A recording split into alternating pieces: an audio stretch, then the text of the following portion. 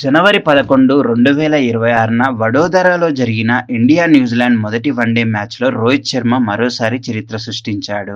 ఈ మ్యాచ్‌లో రోహిత్ ఓపెనర్‌గా 2 సిక్సర్లు కొట్టాడు. ఆ 2 సిక్సర్లతోనే అతను వెస్టిండీస్ లెజెండ్ క్రిస్ గేల్ రికార్డును బద్దలు కొట్టాడు. ఓడీఐ క్రికెట్ చరిత్రలో ఓపెనర్‌గా అత్యధిక సిక్సర్లు కొట్టిన బ్యాట్స్‌మన్‌గా రోహిత్ శర్మ ఇప్పుడు ప్రపంచ నంబర్ 1. క్రిస్ గేల్ ఓపెనర్‌గా 274 ఇన్నింగ్స్‌లో 328 సిక్సర్లు కొట్టాడు. ఇది చాలా కాలంగా ఆ రికార్డ్ అతని పేరుతోనే ఉంది. కానీ రోహిత్ శర్మ అద్భుతంగా ఆడి కేవలం 191 ఇన్నింగ్స్‌లోనే 329 సిక్సర్లు కొట్టి గేల్ రికార్డును మించిపోయాడు. అంటే గేల్ చేసిన ఇన్నింగ్స్‌లో సగం కంటే తక్కువలోనే రోహిత్ ఈ గొప్ప రికార్డు సాధించాడు. ఇది నిజంగా అద్భుతం కదా! ఈ మ్యాచ్‌లో రోహిత్ శర్మ 29 బంతులు ఎదుర్కొని 26 పరుగులు చేశాడు. 3 ఫోర్లు, 2 సిక్సర్లతో అతని ఇన్నింగ్స్ చిన్నదే అయినా ఆ 2 సిక్సర్లు చాలు చరిత్రలో చోటు సంపాదించడానికి.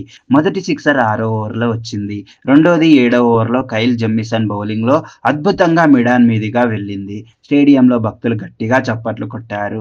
రోహిత్ శర్మ ఇప్పటికే ఓడీఐలో అత్యధిక సిక్సర్లు కొట్టిన బ్యాట్స్‌మన్. ఇప్పుడు ఓపెనర్‌గా కూడా టాప్‌లో ఉన్నాడు. ఇంకా చూస్తే సనత్ జయసూర్య 263 సిక్సర్లతో మూడో స్థానంలో ఉన్నాడు. రోహిత్ దూరంగా ముందుండటం గమనార్హం. ఈ రికార్డు సాధించిన తర్వాత రోహిత్ మరింత ఆత్మవిశ్వాసంతో ఆడుతున్నాడు. అతని full shot, lofted cover drive, step out సిక్సర్లు అన్నీ ఫ్యాన్స్‌కి ఫేవరెట్. ఈ రికార్డు తర్వాత రోహిత్ ఇంకా ఎన్ని సిక్సర్లు కొట్టబోతున్నాడో ఊహించలేం.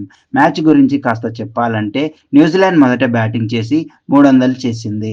డారెల్ మిచెల్ 84 పరుగులు చేశాడు. కానీ ఇండియా చేజ్‌లో రోహిత్ శర్మ తర్వాత విరాట్ కోహ్లీ, శుభ్మన్ గిల్, కేఎల్ రాహుల్ అద్భుతంగా ఆడి ఇండియా 4 వికెట్ల తేడాతో గెలిచింది.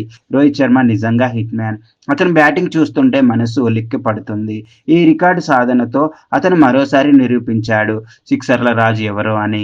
ఇంకా రోహిత్ శర్మకు ఎన్నో రికార్డులు సృష్టించాలని కోరుకుందాం.